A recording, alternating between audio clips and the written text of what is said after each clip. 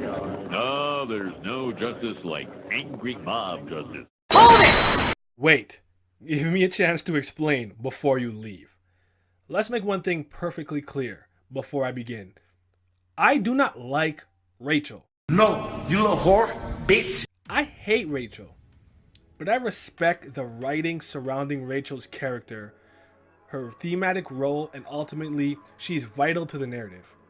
SIU, CU, however you say his name, his treatment and how he handles Rachel's character and actions are, in my honest opinion, pretty damn genius.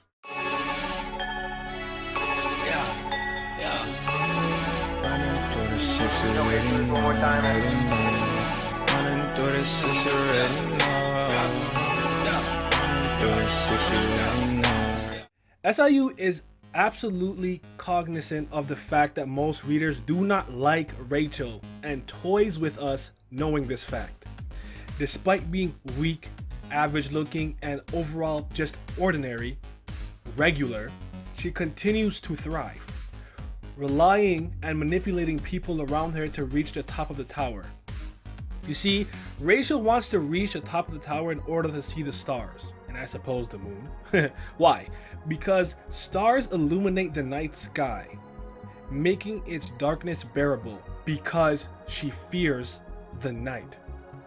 Bam's name, 25th Bam, means 25th night, or like chestnut or something. I remember Hayden saying his name was Delicious or something like that in the first chapter.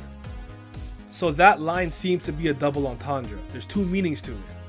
There's a flashback where Rachel's hair is being pulled by someone and she looked like she was in pain, and another one where she was attacked by a large man.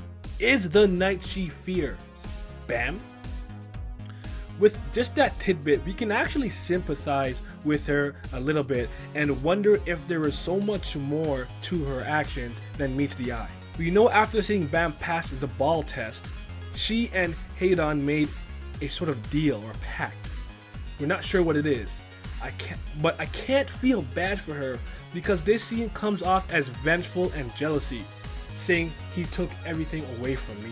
People often say Rachel isn't as bad as she seems because she's secretly leading Bam up the tower.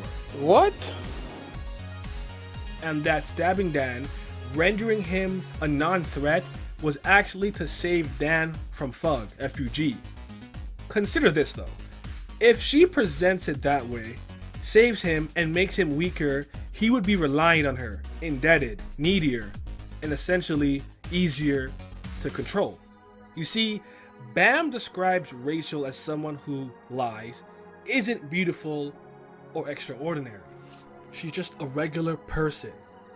Selfish. She's a regular human being, and human beings are selfish creatures. She's not irregular. She is just a regular person, and she hates it. She hates Bam for being special. Now, one thing SIU does pretty damn well with this is giving her victories even when she loses. She comes across as the type of person who would lose battles yet win the war.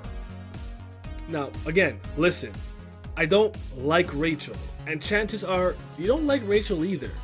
Whore.